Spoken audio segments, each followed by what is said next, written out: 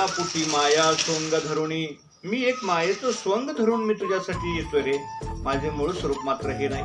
नामदेव म्हणताय, अरे माझं स्वरूप चराचरामध्ये भरलेलं आहे नामा, आणि तू मला एखाद्या ठिकाणी सीमित का पाहतोय. नामदेव महाराज म्हणाले की देवा, अहो तुम्ही जर असं असाल तर म्हणे हे शक्यच नाही आहे. तेव्हा नामदेवाला सांगितलं, नामदेवा मी तुला भेटायला उद्याच्याला येईल बरं, आणि मी कुठल्याही रूपामध्ये येईल, लक्षात घे. माझे अनेक रूप आहेत आणि त्या रूपाला पाहण्याची कला फक्त सद्गुरूकडून प्राप्त होते.